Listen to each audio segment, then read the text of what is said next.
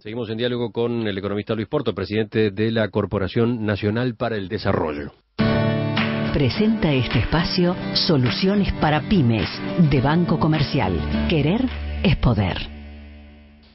Fue interesante y creo muy útil el panorama que usted acaba de trazar de las distintas modalidades en las que opera la Corporación para el Desarrollo.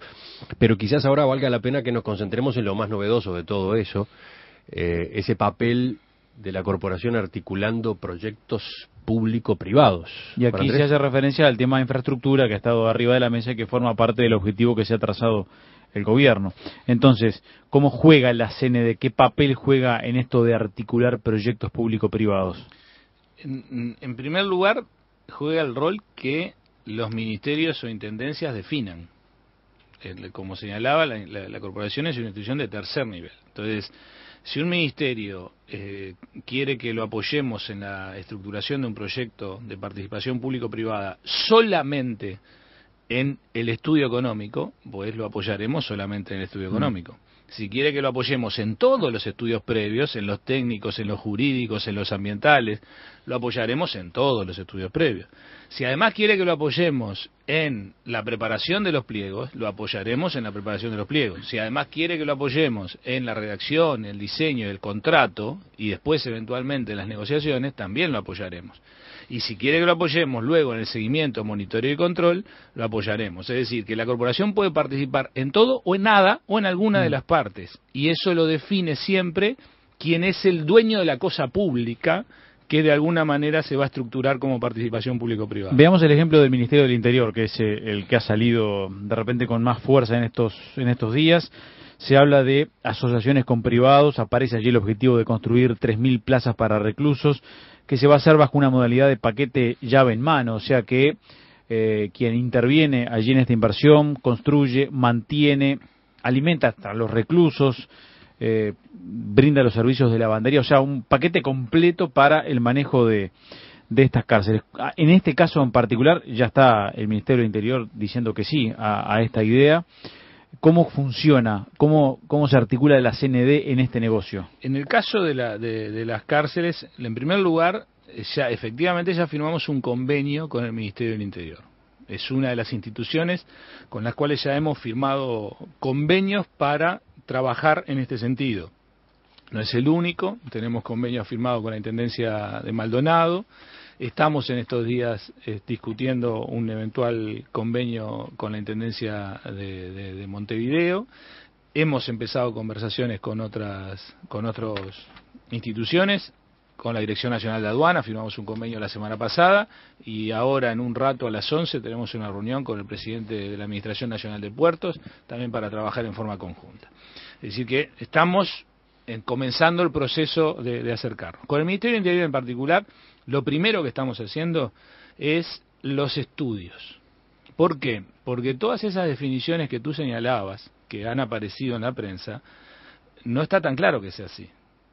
Hay que demostrar que es mejor que lo haga el privado a que lo haga el sector público. Eso es en primer lugar. No es que todo se va a hacer por el sector privado. Justamente los estudios tienen que demostrar cuáles son las cosas que conviene o que es mejor para la sociedad que lo haga el privado o que lo haga el público. Para eso hay que hacer una serie de estudios previos. Pero a ver, menciono dos factores que se han mencionado.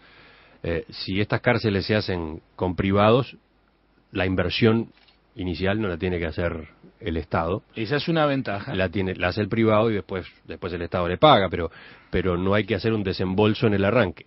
Segundo, la gestión de lo que suele denominarse hotelería carcelaria está probado que es más eficiente si la desarrolla un privado que si la hace el propio Estado. Son dos ventajas posibles. Normalmente en todo el mundo se reconoce que hay algunas cosas que el privado puede hacer mejor que el Estado, hay otras que no, y hay que ver cuáles. Y ese es un primer paso de definir en el estudio. En principio, debido a las experiencias internacionales, efectivamente pensamos que todo lo que tiene que ver con, como tú señalabas, sin uniforme, o todo lo que es hotelería, o todo lo que no implica seguridad y rehabilitación, en principio no tendría sentido que lo hiciera el Estado si el privado lo puede hacer mejor. Pero además lo tiene que hacer mejor y el costo de esos servicios digamos, tienen que fundamentar que lo haga el privado, vinculado a que lo haga el Estado. Y aquí es otro de los estudios posibles. Tú decís, con toda la razón del mundo, es, si lo hace el privado lo puede hacer ahora. Si lo hace el Estado tiene que esperar a tener espacio fiscal para hacerlo. Eso normalmente en la jerga técnica se llama, hay que calcular el costo de la espera pública. Es decir, ¿qué costo tiene para la sociedad esperar a que el Estado tenga los recursos para hacerlo? Si lo tiene que hacer el Estado. Eso significa, desde el punto de vista carcelario, que hay situaciones de emergencia que no se van a poder atender. Desde el punto de vista hospitalario, que hay situaciones de emergencia que no se van a poder atender. Desde el punto de vista de infraestructura vial, que hay la economía de transporte se va a resentir y que la economía de repente no puede crecer a los ritmos que pudiera crecer si se hace la inversión hoy. Ese costo de la espera pública hay que calcularlo y hay que fundamentarlo, porque el sector privado va a invertir en la cárcel y va a recuperar su inversión a través de esos servicios. Entonces esos servicios probablemente sean más caros que los que son hoy. ¿Por qué? Porque se tiene que repagar la inversión. El asunto es si ese costo de servicio, aún siendo más eficiente, va a ser más caro, justifica o compensa el costo de la espera pública. No, porque la espera pública no es la otra alternativa posible. La otra alternativa posible es pedir un préstamo especialmente a estos efectos. Hay que pagar, para eso hay que tener espacio fiscal. No, pero a dónde voy para pagarlo. A dónde voy es a que podría decirse, bueno, pero en definitiva es lo mismo. Una cosa es pedir un préstamo como Estado en un organismo multilateral y otra cosa y es casi lo mismo que uno le dé la concesión a un privado para que haga la cárcel. En definitiva, el Estado también se está endeudando con ese privado. Justamente, pero no es lo mismo, y a ver si logro explicar por qué la importancia de los estudios previos y por qué es necesario que sean obligatorios los estudios previos. Si fuera lo mismo, no tiene sentido. Entonces, ¿por qué no es lo mismo? Porque el privado está asumiendo riesgos. Es decir, si uno toma una deuda, la tiene que pagar.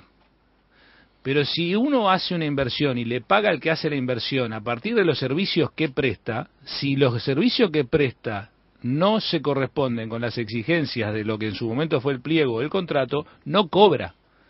Es decir, si el Banco Mundial o el Banco Interamericano de Desarrollo le prestan plata al Estado para hacer una cárcel, cobra seguro cobra.